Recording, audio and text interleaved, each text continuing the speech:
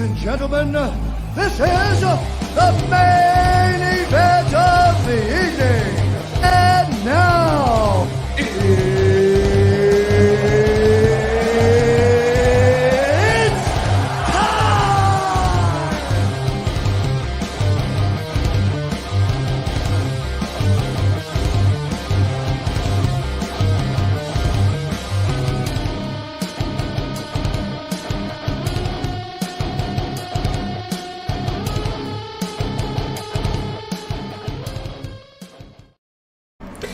And welcome everyone to the Circle Debate Championship on the Line MMA episode podcast, episode number 15. This is the host of Devious One, Ivan C.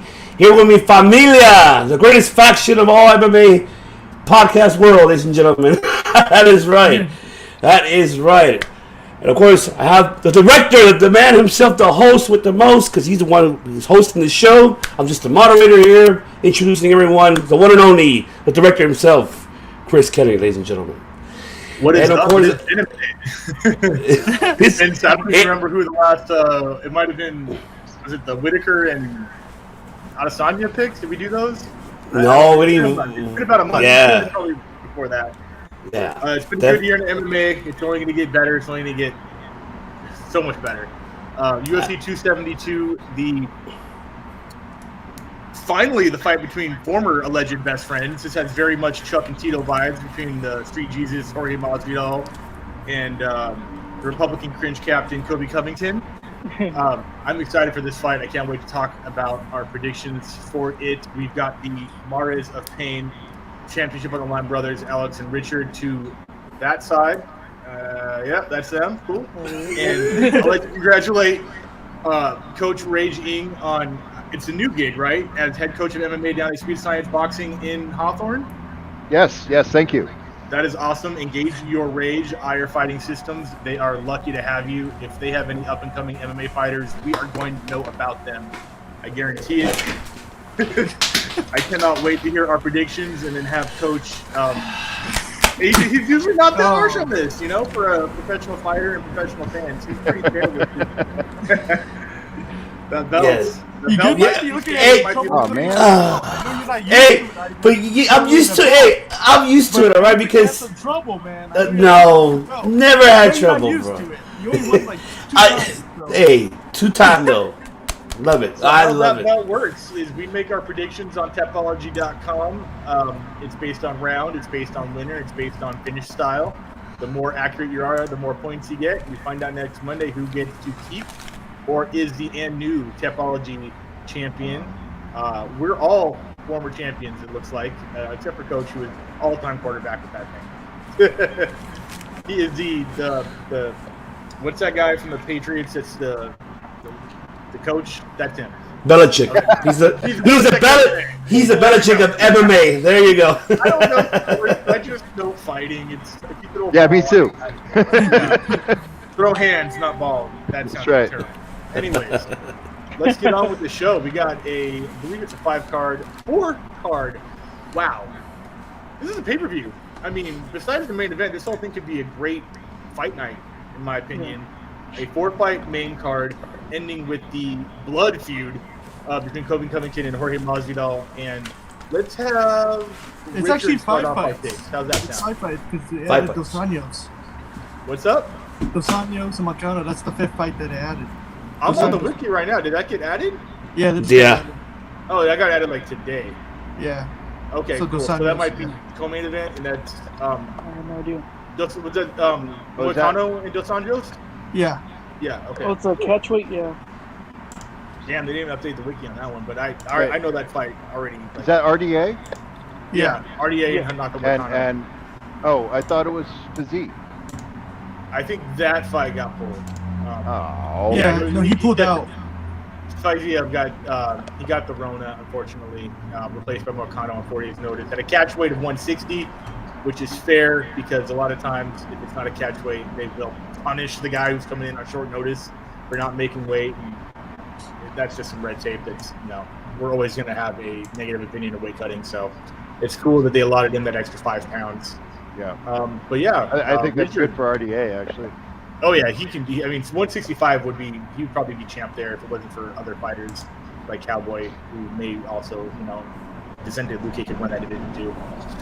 But yeah, Richard, first fight of the night: Sergey Spivak versus Greg Hardy. Let's hear what you think about that heavyweight opening banger of the main card. No, yeah, I mean, it's going to be a good fight. I mean, Greg Hardy, pretty much 7 wins with 6 knockouts, so we know what's his game plan with the 2 letters KO. So I know he's going to be searching for that. But he is coming off 2 losses. The only thing I can see identical in their recent fights is Greg Hardy lost to Tai Tuivasa while Sergey defeated him. But that was a different Tai Tuivasa with what he beat him in 2019, so Tai is really different from 2 years ago, but like I said, MMA math doesn't work out. But at the end of the day, I think Greg's going to win by knockout. So I think Greg will take the win. I say second round knockout. Nice. Cool. Next fight is Kevin Holland versus Alex Oliveira, the other Cowboy, the Brazilian Cowboy, at 170, I believe this is. Yeah. Right now, you guys hear me? Yeah, whatever. Okay. Even better now. Yeah, I was gonna say even better. Yeah, it's a lot Whoever was better. doing a podcast under the freeway. Yeah. Cool. Anyways, yeah, Oliveira, I mean, he's had, 36 matches? I mean, he's been all over the place. He's fought in the best, but he is, 3 losses in a row. He lost to Nico Price, Randy Brown, and I'm not even going to pronounce that last name, but yeah, he's 3 losses in a row. Come on, man. Yeah, It's an Avengers name. 3 losses in a row, and, same thing with Kevin. Kevin's not doing so hot his last 2 fights. One was a no contest, the accidental clash of heads versus Kyle Dawkins, and then, his 2 losses. I mean, I think Holland will take it, but that's a tough one. Because I'm rooting for Oliveira, but I think Kevin will take it. I think Kevin will win by decision. I think this is his.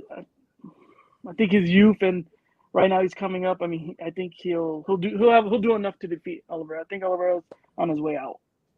Okay, gotcha. Next fight, as far as I know, because I don't know the bout order, I'm assuming would be Edson Barbosa versus Bryce Mitchell. Yeah, Bryce Mitchell made 14 wins in a row with 9 submissions and 5 decisions. So this kid is looking like a future champ already. With he's 4-0 in the UFC.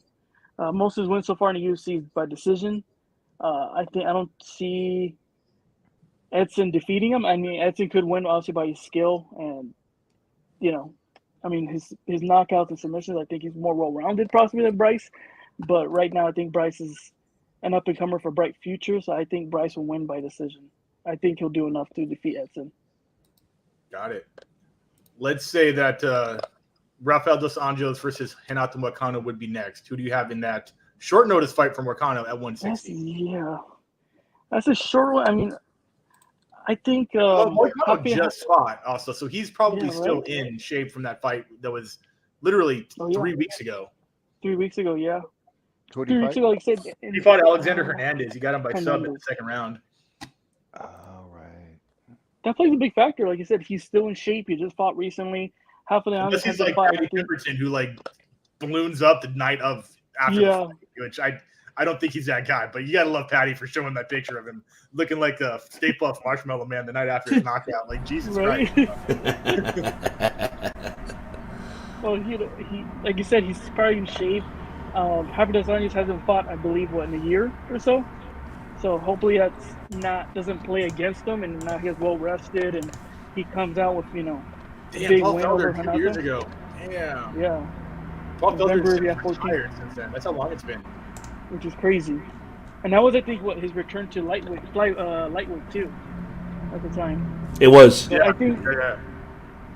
I think with that, I mean, I'm rooting for Rafael, but he's another guy I think too is kind of his career is starting to simmer down. Is starting to kind of close his door, but I'm still going to go with Rafael. I think Rafael takes it by. I'm going to say decision. I think Rafael is well-rounded, has enough experience to defeat Renato.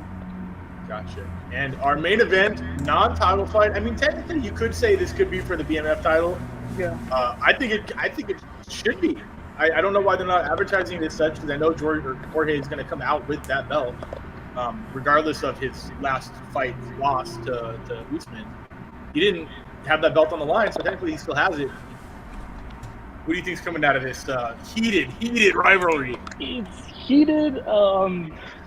That's tough. I mean, I think Colby still takes it. I think Colby does enough with his wrestling, and I think his striking has improved, especially fighting versus Usman. We saw the heart he has, and he's getting a little bit better in the striking, so I think he still does enough to defeat Jorge. I just don't see enough of Jorge defeating Colby. I mean, he's going to go for the knockout. What, Alex? You disagree with me already? No. I think No. We have Miles is putting in Covington third round stoppage, which is not crazy in my opinion. Like, we'll get to, everyone will get their prediction. That's not a. You don't think that's possible? It's possible, but I'm gonna disagree just because he commented. So there, Miles. Take that. Yeah, get out of here, Miles. No, but joking aside, I think Colby takes it. I think Colby. I'm gonna say it goes the distance. I think it goes by decision. Colby takes it. Cool. Gotcha. Let's keep it in the family. The other Martes brother. Talk us back down to that first fight between Sergey Spivak and Greg Hardy. Yeah, this is gonna be a really good fight. I like Spivak and I like Hardy too. I think the problem with Hardy is last couple of losses he's had is that now he just relies on his stand-up too much that it getting to a point where he has to do something else. I mean, he's getting knocked out by his last two fights he got knocked out. So it's getting to the point now that he has to do something else. And I think with Hardy, I just think he needs to mix it up a little bit. He needs some kicks, he needs some punches, and maybe mix up a little bit of wrestling too. But I just think Spivak is too experienced and has fought the tougher opponents. And I don't see Hardy kind of winning this fight. I see Sergey winning by this probably second round. I believe he takes Hardy down, and I think he just stops him right there. And I'm going to go second round TKO for Sergey. All right, let me write this down. These picks are not locked until the fights start. I promise you. Any prediction you make now, you are welcome to change. Yeah, predictions subject to change. I feel that way. I feel that way too, man. Because some shit could happen in the weigh-ins. You're like, that guy looks like Boston. What does that mean? Condition to change. I mean, he could change his mind before. Yeah, it could change any time. Yeah. So with Tapology, you when you type in your predictions, you have up to an hour before the fight starts to actually get that prediction in. Do you not like that? No. Thank you, Coach. Thank you. What is said here and now. This is what matters. Okay, right? I can't. What am I going to do? Ivan. Hey, this is also a wrestling podcast too, right? Where when you go to wrestling shows, what does this say in the bottom of the flyer? Cards subject to change. Yeah, but it doesn't say finish subject to change. Doesn't matter. It's the same thing. It's subject to change of our predictions. We have embedded. We have 5 more days. We have countdowns to watch. There's weigh-ins to watch. Okay, so my predictions, I'm going to enter after the fight. I like that. That's some Biff 10 and weigh-ins. That's a Back to the Future 2 reference for the old guy. You don't write it down. I don't need to change my picks. Alex does bogus picks on I don't need to change my picks. Mess with you guys. I figured. I knew there's some bullshit picks. I knew it. I fucking knew it. My wins have been fair. Right. Okay, they've been clean. Gentlemen's agreement. I will keep whatever my picks are. I will keep them that way until I lock them in. They'll be what they are now. They'll be locked in permanently. Okay, we'll find out. It's on tape. We're recording. We're live. I know. We're live. Yes. All right. Let the man. I'm gonna let you finish, but first, all right. Thank you. So let's talk about the Kevin Holland Cowboy Oliveira fight. Yeah, I like this fight. Is this Holland's welterweight debut, right? I am bringing that up right now. Dukakis was welterweight. Is that not correct? Let's see. For the first time since October 2017. So it's his return. It's been about 5 years, but it's a return. Yeah, I just feel like both these guys are kind of at a crossroads right now. I mean, Oliveira, if you look at his record, he's 2-6 in his last 8 fights. He pretty much needs a win to to make it to the roster. Same with Holland too. I feel like Holland needs a This honestly feels like a loser gets cut type of deal. Yeah. And I feel like with this one, even though like Oliveira's getting a little bit older and he's 35, I believe, so he's getting up there. But I still believe he's still dangerous and he can still put an end to Holland. But I believe Holland will get the win. I see him making some improvements from the last few fights, and I feel like we're going to get a good version of Holland. And I see him stopping him, I want to say 3rd round. Got it. All right. Edson Barbosa, the human highlight reel, versus Bryce Mitchell, the man who should not be left alone with power drills. Yeah, this is a good one. If you don't know that joke, Google it. I'm not going to explain it. You should. If you're a fan, you should already get it. Yeah, this is a good one. I like Mitchell. I mean, Mitchell's so freaking good too, especially with his grappling and everything. Obviously, a game for this, Barbosa's going to try to keep up with his feet. And Mitchell's probably going to try to take it to the ground and try to finish him and just stay on top. And Mitchell's so good in the ground. But honestly, I'm going to go Barbosa in this one. What? I'm going to go Barbosa this one. I think he keeps him to feet. I think he's going to have something up his sleeve when Mitchell tries to go for takedowns. And Barbosa's really good at mixing it up with flying knees, kicks, and I feel like he's going to catch Mitchell. And I'm going to go with this in the first round. Masterful timing counters. I'm going to go. And Barbosa's smart, too. Barbosa's a smart fighter and has been with some of the toughest guys. And Mitchell hasn't fought in a long time. I mean, it's been a layoff for him. So I feel like Barbosa's, he's going to use his experience on this, and he's going to mix it up very well. And I think he's preparing. He knows that Mitchell's going to try to take him down. And he's going to catch him coming in. And I'm going to say first round. I hear him writing. I hear him writing. I have it. All right, let's do that catchweight between Rafael dos Anjos, former lightweight champion, and Moycano Henata Moycano. I speak Portuguese. Yeah, this is gonna be a really good fight. I like both so much. I like RDA. I like Makano too. I just feel like with dos Anjos, I just feel like he's so well-rounded. He's so good at everything. Like, he has really good stand-up, and he has really good wrestling. He has really good jiu-jitsu, and same thing with Makano too.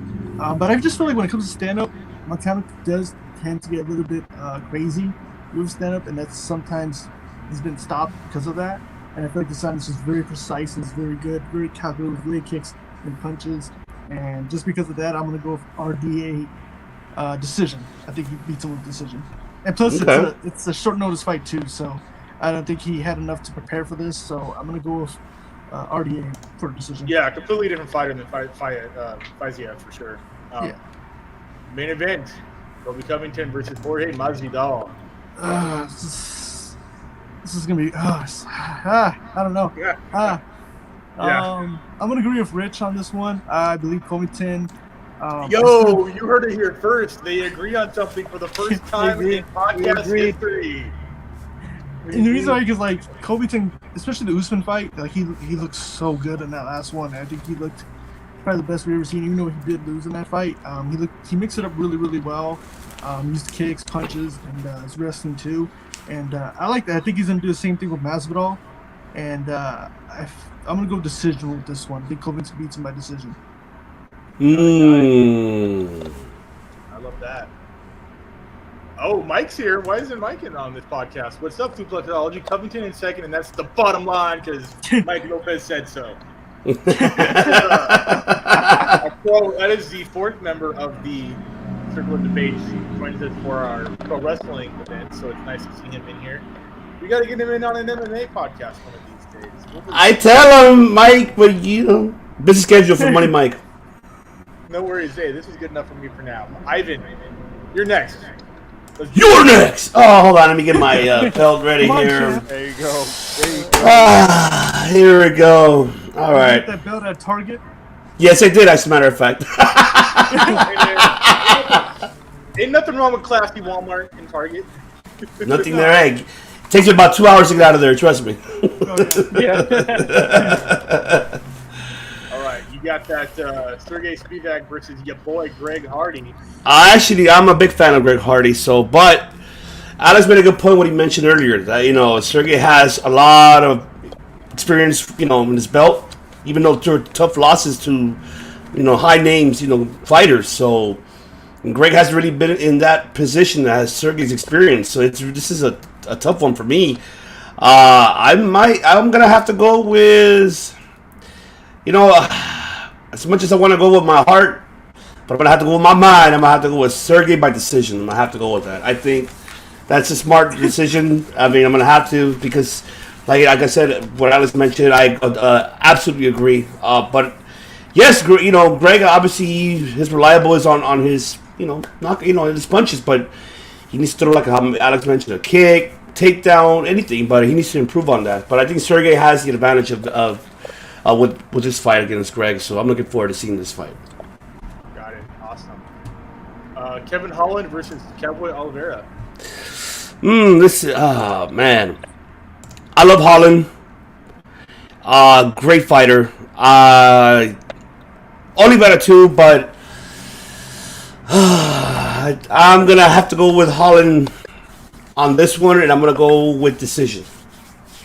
Okay. I'm gonna go with Holland on decision. I know. I mean, Oliveira's getting older, but I think Holland's still up. He's still up there. I don't know what he's in the ranks. 14, 15, but he's still there. But I prefer Holland over Oliveira. Gotcha. And Edson Barbosa versus the Thug Nasty. Thug Nasty. Thug Nasty Bryce Mitchell, man. I love this kid. Let's do your prediction. This kid, I love this kid from Arkansas, undefeated. The kid is great, man. I think just by seeing a couple of his highlights, a couple of his fights, great groundwork that he has, great punch as well. He has that uppercut, that overhook. Man, Barbosa though has the experience. He's a veteran. It's just this is a tough one for me too, because I love Mitchell. I love that he has that heart, that passion that he has, in MMA, and I love it. Whew.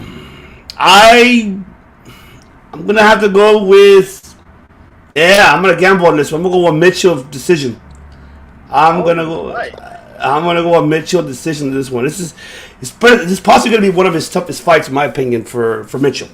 And if he actually overcomes this fight, I will be highly impressed. I mean, right now, he's in 11 in the ranks overall, but the kid is great, man. He has that heart. I love that heart and that passion that he has. So I'm hoping that Mitchell comes through with an upset. And this will be a great upset for him in his career, in my opinion. Yeah, that's a thing.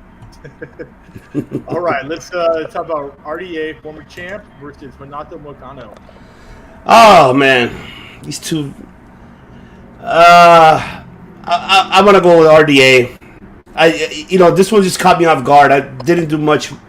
I'm familiar with Henata, but I think he took it 4 days in advance. 4 days before the actual fight. I gotta give it to RDA. He's prepared for this fight, so give it to RDA decision. Cool. And our main event between Covington and Jorge Majido. Ooh, this is tough. This is like it's my sweet, beautiful belt on the line. I cannot lose this, especially Alex. No, Richard, take this from me. At least, not your brother. Jesus, this is a tough fight. Honestly, it's two former best friends that know each other, taught each other from stand up to ground. They know each other right here up in the mind.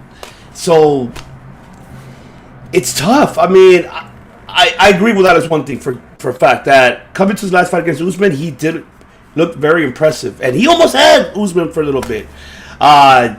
Close, but not that super close. But Majido, that TKO that he took from Usman, wow. That was a fucking KO of all KOs. That was the K. That's a knockout of the year for 2021. I'll tell you that. Nothing technical about that interplanetary space traveling conscious. Yes. This is a tough one. They know each other very well. But yeah, they've been in each other's corners for fights. Yeah. In the UFC, yeah. Exactly. And so Majido needs this win more than Covington, in my opinion. He needs it because all that money he's getting paid for, he needs to win this fight. This is a must-win for him.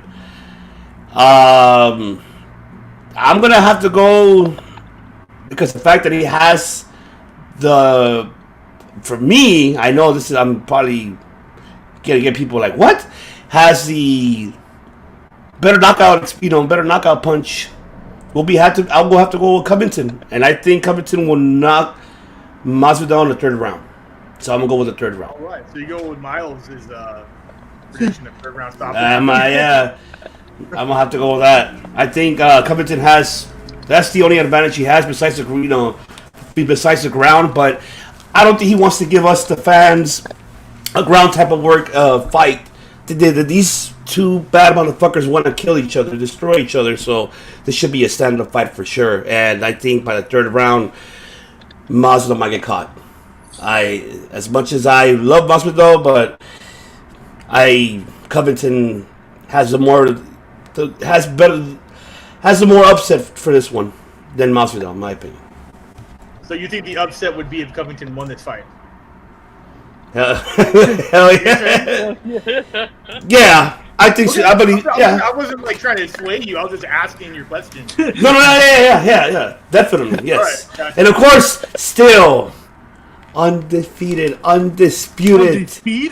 I'm just Undefeated. kidding. You lost like 19 times. I lost like 2 times only. Yeah, you got his record. 2 times. All right. Let me highlight here for a little bit here. We got the heavyweight match between Sergey Spivak and Greg Hardy. Greg Hardy can bang, but that is all he can do. Sergey, I think, is more well-rounded, more patient, and more technical, and I think he can get around those giant hammers that Hardy's going to come out and just try to throw.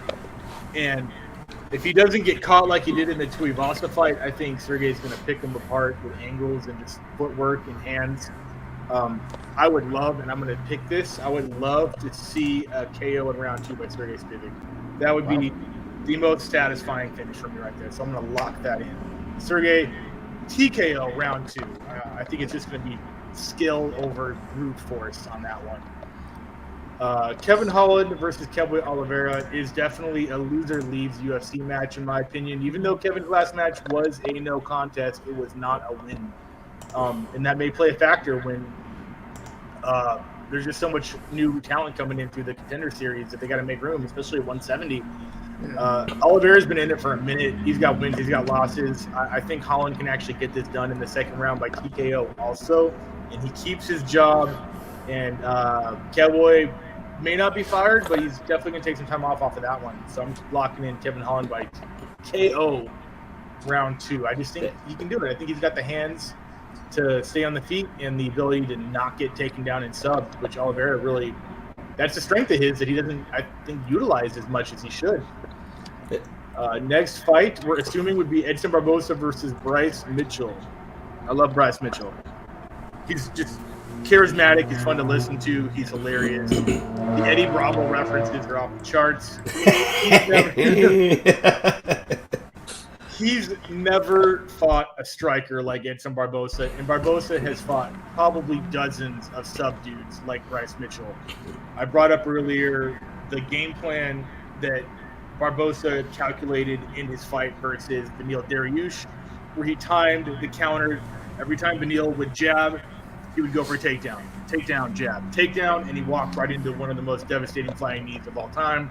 I think Barbosa is smart enough to know that that's going to be the game plan, and he's going to pick him apart with leg kicks, slow down the treads on the takedowns, and I don't know if it's going to be TKO. I see it being very, very similar to the Dan Hooker fight, where he hit him everywhere. It's like legs, head, went to body. Everything was getting lit up. I can see Barbosa getting a TKO in round 2 as well. I know I'm getting 3 TKOs in a row. It's a coincidence, I promise. This was not planned. You think TKO, not KO? What's up? I think it's TKO. Yeah. Yeah, I think regular TKO. I don't think he's going to put him to sleep. Unfortunately, that's going to be Bryce's first loss. If Bryce wins, I'll be very impressed. And yeah, main event: Kobe Covington versus Jorge Masvidal. Wait, you forgot. Wait! You forgot. Yeah. Dos Anjos RDA. versus Moycano. That's, to me, it's a little easier than it sounds. Dos Anjos just does everything Moycano does more and better. Dos Anjos, his hands are better, his wrestling's better. I think his submissions are better. I'm going to go with decision for RDA in this one. It's going to be a good return to form and slow the momentum down that Moycano kind of has, but it's not going to hurt his career too much because he loses to a former champ at 4 days' notice. People aren't really going to question your skill level in a situation like that. So it's a win, not sort of a loss for Moycano in this fight. Good for him for taking it on 3 weeks' notice. I think he fought just as recently as Bobby Green, and I do love a work ethic like that. So I'm going decision for RDA on that one. And hopefully he gets that match, once Fiziev comes back healthy.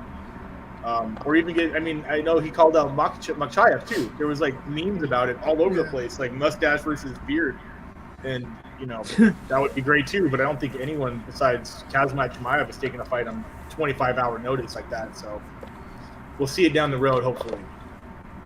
Main event, non-title, BMF title, actually. Let's put it that way. Kobe Covington, Jorge Masvidal, best friend turned frenemies. Jorge Masvidal is a great fighter, but I don't think he's got the athletic wherewithal that Kobe Covington has. He's just got that forward momentum, tank wrestling background that is just hard to stop with pressure. Kobe can do whatever he wants in this fight. I think he may have something to prove with the hands, but he might use that as a misdirection to go for clinches, to wear him out, to get takedowns. A little bit of ground and pound, let him back up, light him up on the hands, rinse and repeat. I think Kobe's just going to have his way. It's going to be a decision for Covington on this one. And new bad motherfucker champion Kobe Covington. That's just how I see it. I think just Kobe's just a better athlete, and he's just going to piece him up anywhere this fight goes. Now we all get put to real school by a guy who actually won an MMA school, Coach Rage Ing. Tell us where you think our flaws lie and where you think these fights are actually going to go. First fight, heavyweights, Sergey Spivak, Greg Hardy. Yeah, it sounds like we're all kind of seeing things quite similarly, quite in the same way. I don't think Kobe Covington. That's not an upset in my opinion at all. Jorge with a KO would be the upset. If he Ben Askrenson, that would be an upset to me. Yeah, right.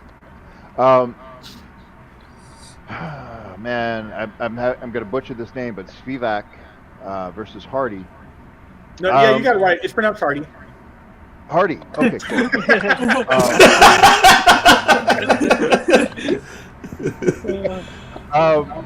Whatever the opposite of fan is, that's me on Hardy. I just can't get past the whole domestic violence shit. So I'm biased on this one, but I'm going to go with Spivak. I do see Hardy fairly one-dimensional, getting tired. Spivak's gonna wear him down, end of the second round, get on top, and it's either going to be GNP or submission, because I could see from side control Americana, Kimura, or double wrist lock, as we say in catch. But I can also see elbows to the face. So let's go with TKO and a second round Spivak. Oh, got it. Love that. I like that because that's what I said. So let's go. Kevin Holland versus Cowboy Oliveira. Yeah, here, see, it's kind of a consensus, not so much who wins or how the finish happens, but Oliveira, everyone's saying he's older, he's on his decline, and both guys, they got to get this win. I think Holland is actually going to get a clean knockout, either late round 2 or early round 3. Okay. I love Like that. that. And then we got Edson Barbosa versus Bryce Mitchell. He has the prettiest eyes in the game. I'm just going to say this right now. Outside of like Felice Herring. I didn't hear what you said. I have the prettiest eyes. Oh yeah. So this is the toughest one. Bryce Mitchell, young up and comer, on a winning streak. Yeah, he is. But his hands are a bit of a mess. His striking is, and for him to win, he has to get Barbosa down. And as several people have pointed out, Barbosa is difficult to take down. And you have to hit him. Like when Cowboy subbed him, it's because he got knocked out first. Right. Yeah. And Barbosa is one of the fastest kickers still in the UFC. And his boxing has gotten better as he's gotten older, which seems counterintuitive. So, heart says Mitchell, brain says Barbosa. I'm going to go with Barbosa with a clean, sleep him, nasty KO. Ooh. Yeah, it's going to be ugly. Round 2. Oh. I like it a lot. Poor Mitchell. I don't like. I'm a fan of Thug Nasty. I like the kid. Yeah. But it's just science. it's a sweet science, if you will. Yeah. There you go, sweet science. I handed that to you. And then right in the middle there, we got RDA versus Moycano. Yep. So against Fazeev, I would say RDA was outclassed, didn't have a chance. This, I think, is a good matchup for RDA. And as you said, Chris, everything that Moycano can do, RDA does better. RDA is getting a little long in the tooth. He's been around. I've trained with him, by the way. Good guy, great guy. But I think he is. I think he's got this. I think it's going to be a decision. Okay. Okay, for RDA, got it. Perfect. And then one of the funnest fights we've got booked for the first half of this year. Now, is there anyone here that thinks this whole that this is kayfabe?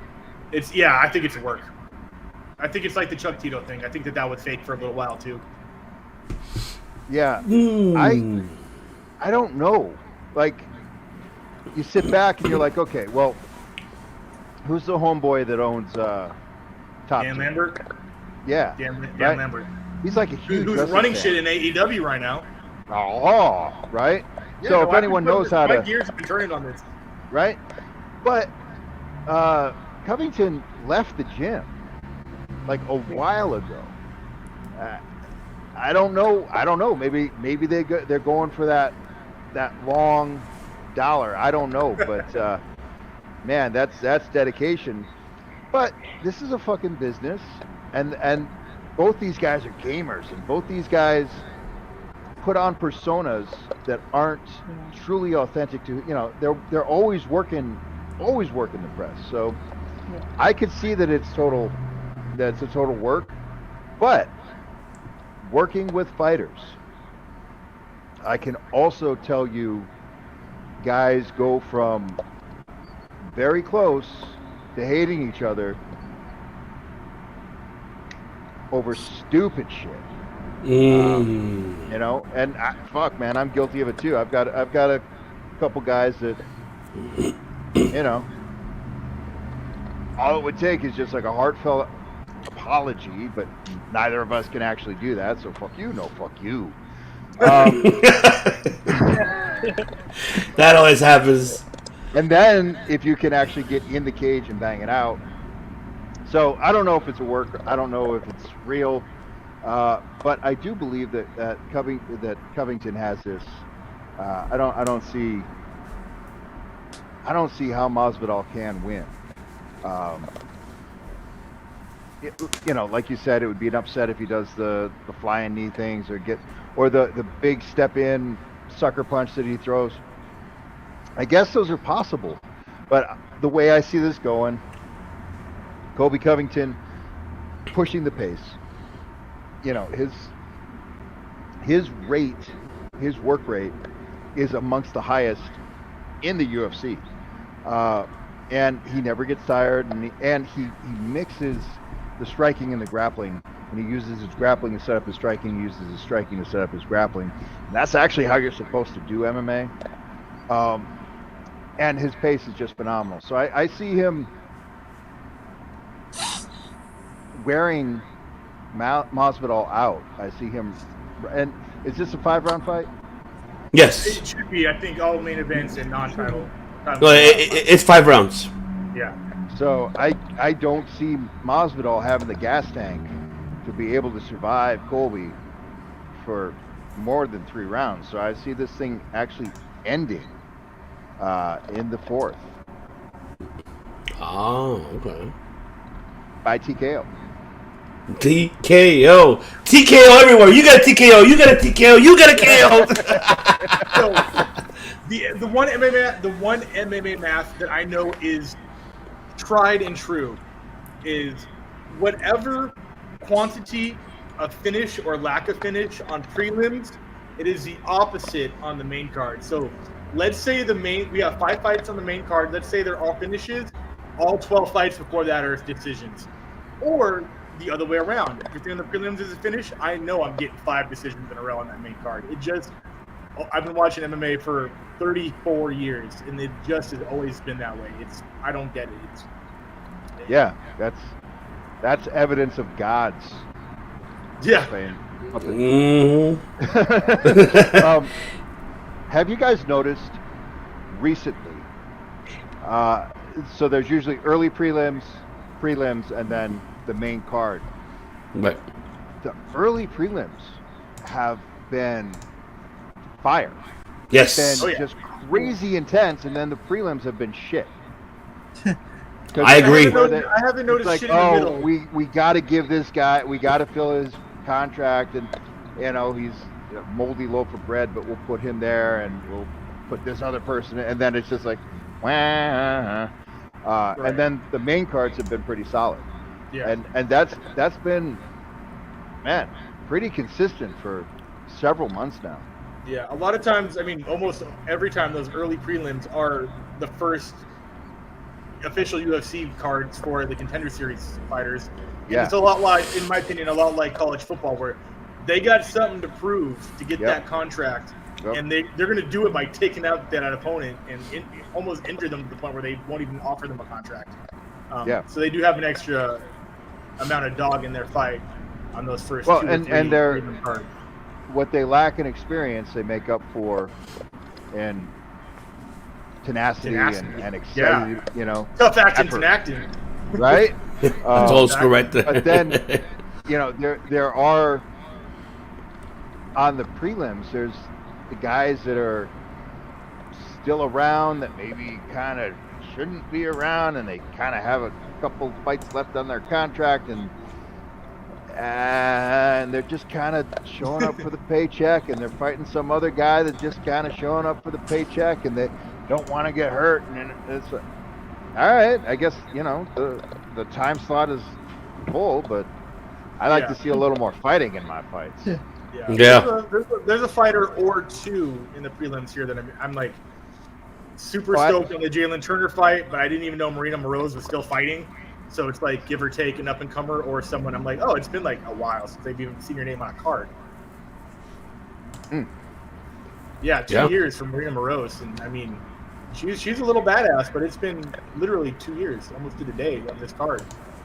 Yeah. It's interesting how you brought up the kayfabe, because it's like shit. That man, if it is, I'll be like, wow. But it's about the money. Kobe's a smart man, and you see him after his fights. You saw him after his fight with Usman, where he's like, it's all dollars, and Usman's like, I get it, man. Same here. Like, they hug it out, they talk, they go back to, they break kayfabe, after the fight, and then immediately the post-fight conference, Kobe goes right back to it because he, wants to get paid again for a rematch with Usman, which is exactly what happened. Well, yeah. Masvidal, in my opinion, is sort of been that character his whole life, because I remember watching him. I'm not going to say back on the Street Kings, but like I remember the inverted triangle in Bellator from Toby Amada, and that is him. He just might have Ric Flaired it a little bit more and turned it up to 11. Started dressing like Conor, but who isn't doing that nowadays? Right. Well, I mean, this is like your Chael Sonnen and Tito Ortiz type of ego right there. I can tell you that with just all that kayfabe. Tito talked all that shit, and Chuck was like, "Shut up, sign the contract." Chuck never talked shit. No, I'm talking about I know that, but also like I'm talking about the character, like the kayfabe, but just like the egos, the personality, like Tito or like Chael Sonnen too. Yeah, like kind of like Chael. 42-inch python, you're welcome. Chael Sonnen is all character. Yeah, but Chael is all also money an advisor laundering. to Kobe. He's an advisor and kind of crafted the whole persona with him, and he was gonna get fired until that fight in Brazil when he started talking all that shit. Like he called them like mud people or whatever. Like, his job was his pink slip was waiting for him in that locker room if he didn't win that fight, and he knew it. Yeah. I mean that's where it all started. Exactly. It was the I don't know. I don't Maya think, fight. Are there people that still get upset about Covington's nonsense, or has everyone figured out that he's playing the heel and this is what we're watching? I accept it, much like I accept. I don't know how. I know you're a pro wrestling manager and you're deep in it with Blake, but like MJF and AEW, I am a huge fan of how much shit that guy talks. I grew up with like Roddy Piper, Jake the Snake. Like the more vile you are, the more I love it. And although I don't agree with a lot of Kobe's core ethics, I appreciate that he's doing it. I like Kobe.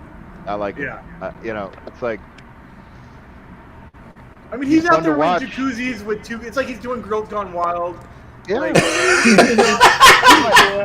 the thing I really like about him in a Lamborghini with two is that he really can fight.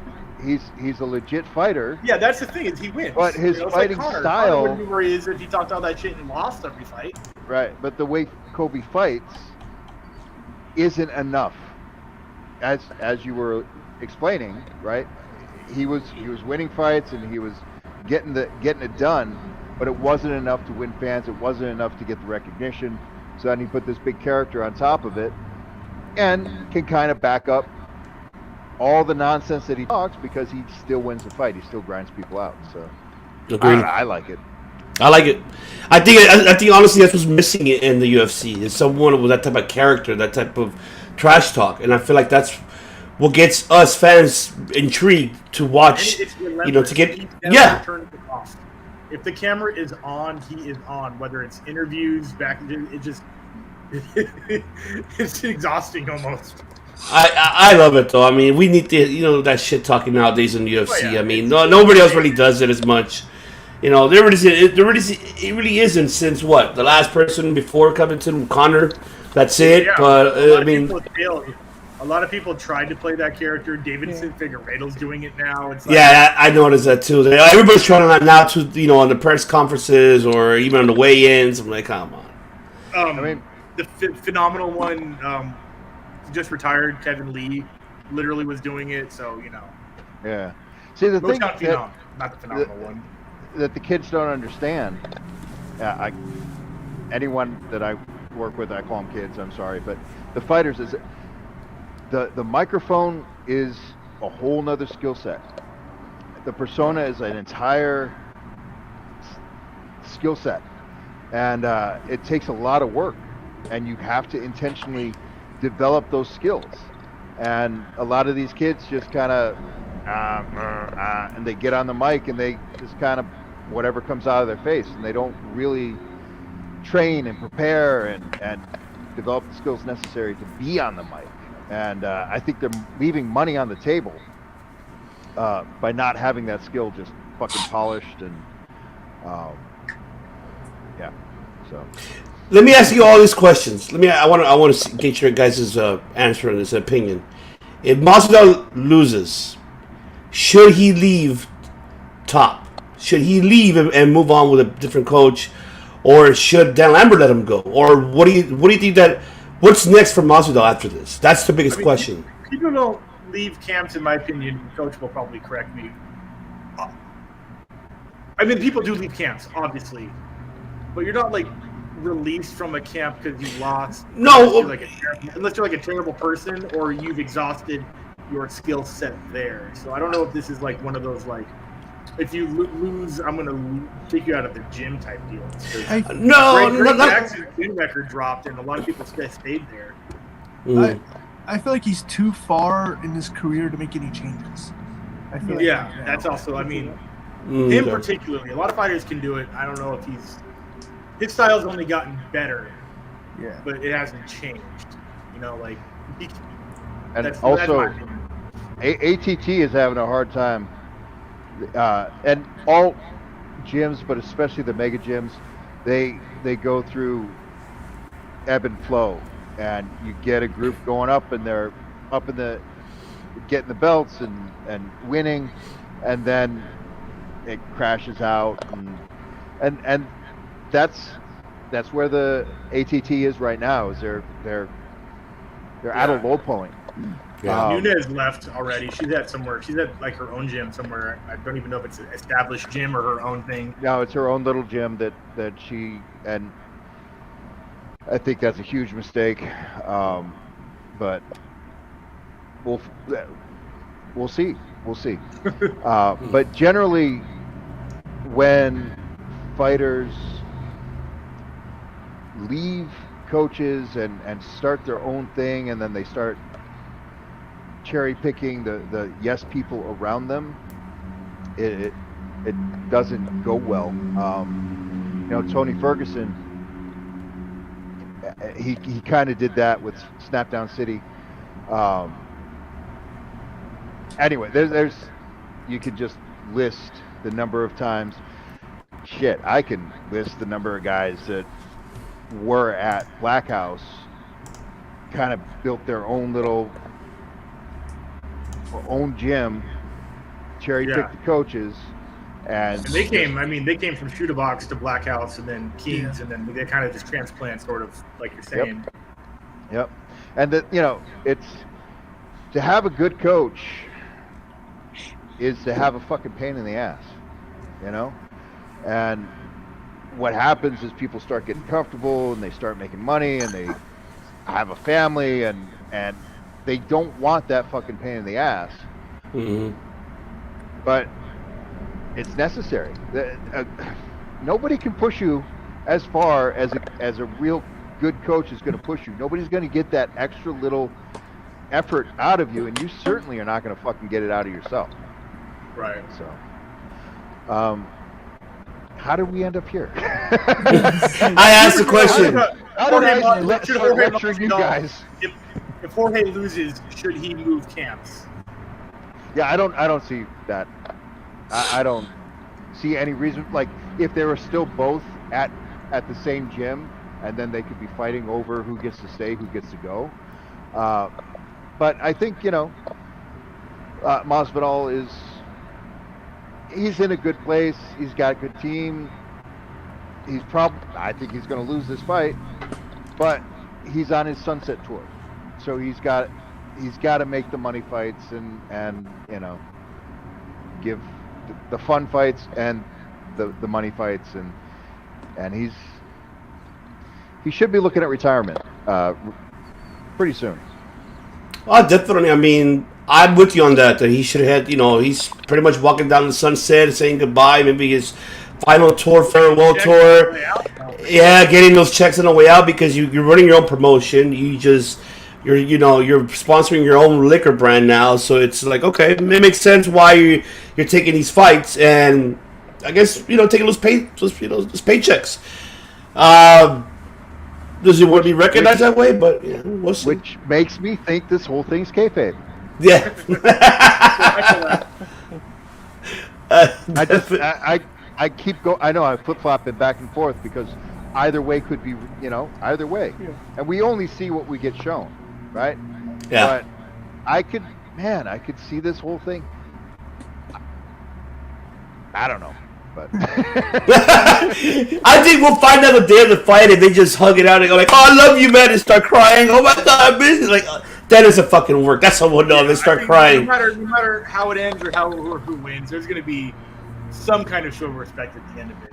Of course, I mean that's given. But how Coach was saying that if they super like if it just really sold us, and then just them are really BFFs, and like you motherfucker, you guys really had us like intrigued, like oh my god, two former best friends, frenemies, like it's like a fucking movie. Kayfabe, ladies and gentlemen, it never goes away. That's right. I think that that wraps up the 272 prediction card, Ivan. What do you think, man? Absolutely, man. This is a wrap up, but you know what? But before, don't forget, ladies and gentlemen, to subscribe to our family here, the best MMA podcast group of all time here on Circle of Championship on the Line podcast debate, because we debate MMA, especially. Yes. I have a question. How come You in the back? How come Chris Kennedy Guitars gets his little Instagram sticker there? Because I know how to do it. Okay. he doesn't want us to have like this. He doesn't want us to see, but it blocks.